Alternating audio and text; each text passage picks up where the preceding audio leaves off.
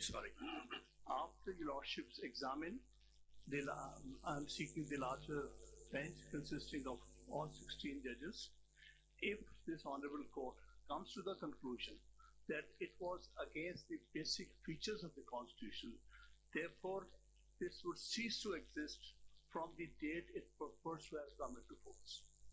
This is my submission. देखिए, दो यहाँ कोई क्वेश्चन जब तक क्लियर नहीं होगा तो फिर वो एक पेज पे नहीं शायद आ सकेंगे. देखिए ना, we are bound by the Constitution. Valid Constitution. In our view, वो चले आप उसको राइडर आप लगा लें. As per our view, you are also bound by the Constitution, unless it is declared as such as you pray. उस वक्त तक हम अगर एक बेसिक पॉइंट पे एग्री नहीं करेंगे. अब डेफिनेटली नेक्स्ट क्वेश्चन यही था, ये जो आपने अभी फरमाया है, what is the constitutional provision.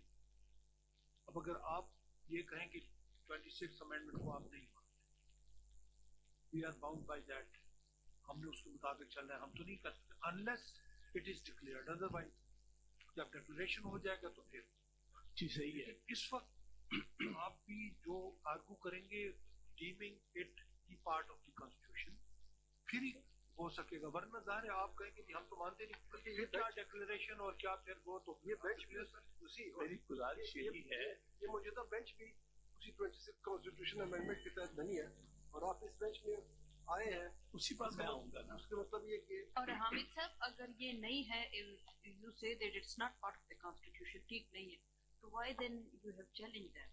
आप समझते हैं तो इसलिए चैलेंज किया.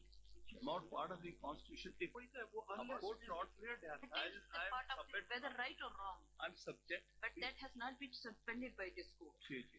तो फिलहाल तो है. आपने जब 26वीं तरमीम की वैलिडिटी के बारे में सुनना है, आपने 1 मिनट के लिए एक दफा फिर 21st of October पे जाना है, क्योंकि at that time it was passed.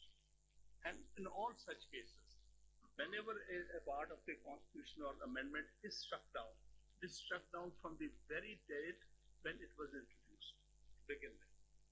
So that is what it is.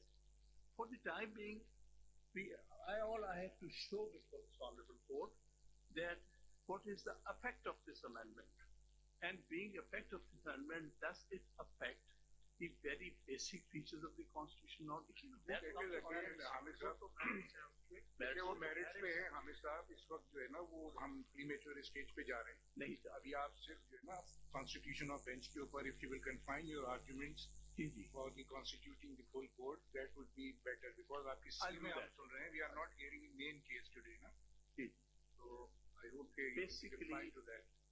The primary arguments which will be there for your lordships on merit, which I am not going at, but just for the sake of submission that a full court may be constituted, I will only refer to those, not yet saying that how they are against the basic features. I will not argue that now. Okay. I'll argue that later. But I'm just showing that one of the basic features of the Constitution is the independence of judiciary. And what I am trying to submit here, by amending Article 175A, the independence of the judiciary has been adversely affected. So that's only to this extent I'm making. The other is that the separation of powers have been affected, because under Article 191A, which is the product of the 26th Amendment, now appointment of judges or formation of benches, which was always the function of internal function of the Supreme Court, the Chief Justice, or later when that law was brought in, which made the committee of Chief Justice and 2 senior most judges, it was the function of internal function of the Supreme Court.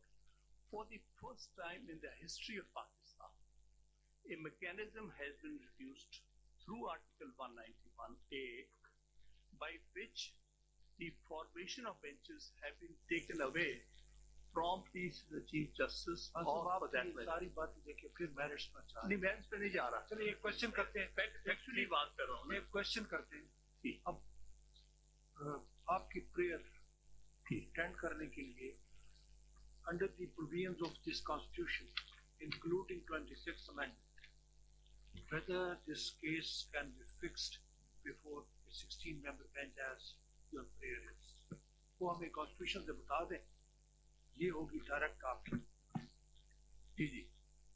I'll show how this had to be done by the 16-member bench, or I would say before a full court of 16 judges in existence at the time of passing of the amendment. अब दो committees हैं उन्होंने prerogative है उनका automatic transfer before the constitution bench अब fixation दोनों committees का prerogative है तो उस कमेटी में जाना वो समझा दें कैसे कि हम यहाँ से ज्यादा से ज्यादा at the most we can refer to the committee इसमें जो बात मैं अर्ज कर रहा हूँ वो ये है कि पहली दफा that's why I'm pointing out 191A. I'm not reading the whole article. Shall read that. इसमें एक mechanism दिया गया है forming a certain judicial commission which are going to fix the cases before a constitutional bench. The first time a concept of constitutional benches within the Supreme Court. Otherwise, Supreme Court is a constitutional court.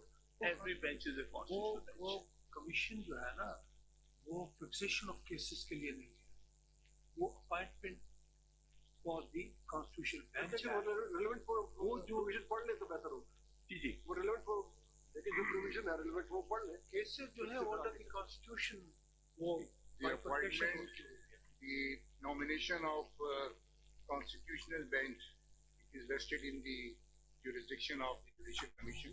But so far as the cases are concerned, Yes. Section Article 191A, there is a committee constituted itself in the article for deciding the fixation of cases. and constitution of benches as well. It's just like a committee constituted Yes, under sir. Practice and Procedure Act for the normal benches.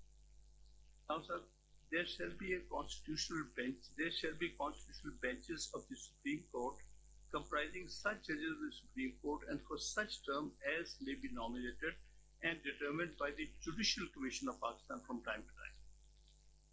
Now, sir, there is a Judicial Commission which is under Article 175A. Now, there is another Judicial Commission which consists of, provided that the constitutional benches may comprise equal number of judges from each province. Yes, sir. The most senior judge amongst judges nominated under Clause 1 shall be the most senior judge of the constitutional benches. No bench of the Supreme Court other than constitutional bench shall exercise following jurisdiction vested in the Supreme Court, namely original jurisdiction of the Supreme Court under Article 184, appellate jurisdiction of the Supreme Court under Clause 3 of Article 185 when a judgment or order of a High Court involves constitutionality of any law or a substantial question of law as the interpretation of the Constitution, advisory jurisdiction of the Supreme Court under Article 186. For the purposes of Clause 3, a bench consisting of not less than 5 judges to be nominated by a committee consisting of the most senior judge of the constitutional benches and next two senior judges from the judges nominated under Clause 1. All petitions and appeals. Now, sir, this has to be read with Article 175A.